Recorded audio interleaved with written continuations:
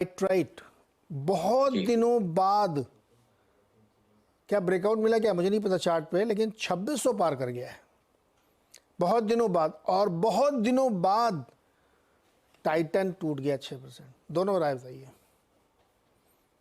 देखिए टाइटन तो सबसे पहले टाइटन आ गया सामने, तो टाइटन में तो थॉट यही है कि भाई जो पहले भी बोल रहा था कि भाई अब यहाँ थोड़े प्रेशर्स रहेंगे और ऊपर में भी स्टॉक में प्रेशर्स रहे।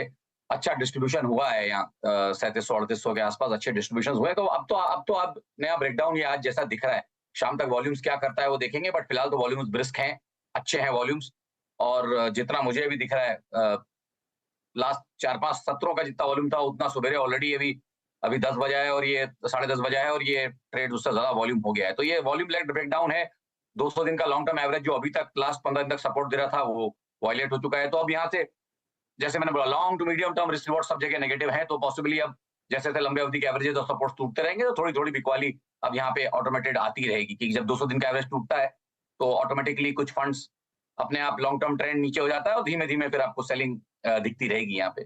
तो यहाँ तो मुझे लगता है 3-6 महीने नीचे के स्तर ही दिखने को मिलेंगे और इनिशियल मेरे टारगेट्स आ गए हैं, बट आई थिंक आज के मूव के बाद अगर ये और गहराया तो आई थिंक 3000-3100 के स्तर भी यहाँ पे इमीडिएट टाइटन के लिए आने चाहिए इस before any pull back comes.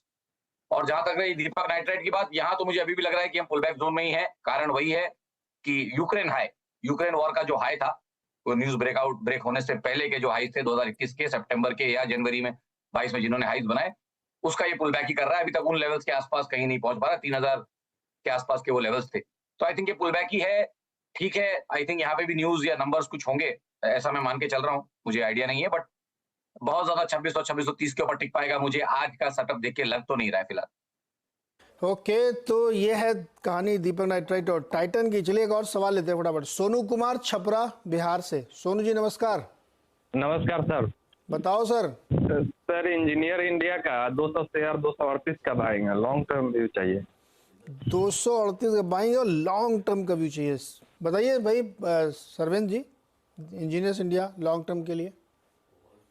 देखिए लॉन्ग टर्म तो स्टॉक सही है, बट वही है कि अब टाइमिंग के इनकी लिए एंट्री मान थोड़ी सी लीजिए ऊपर के लेवल्स पे है। ये जो लास्ट 10-12-15 महीनों की जो रेंज है उसके अपरेंट पे ये आए हुए हैं। तो थॉट यही है कि भाई फिलहाल बने रहे, अगर लॉन्ग टर्म का ध्यान है तो बने रहे, मैं इनको यही बोलूंगा। ओके, लॉन्ग टर्म के लिए तो बने रहिए भैया सोनू जी, कोई दिक्कत नहीं, कोई चिंता नहीं। और स्टॉक बड़े मजबूत ट्रेंड में दिख रहा है। अगला सवाल है पीयूष पाटीदार का, डूंगरपुर राजस्थान से। पीयूष जी नमस्कार सर। नमस्ते सर, पीयूष पाटीदार बोल रहा हूँ सर। Good morning sir. जी बताइए सर। सर मेरे पास अडानी व्हील के शेयर पड़े सर। किसके? अडानी विल्मर। अडानी विल्मर के। ओके, हाँ सर, 248 पर है सर शेयर। 248 सर शेयर पड़े मेरे पास। 248 पे कि 348 पे?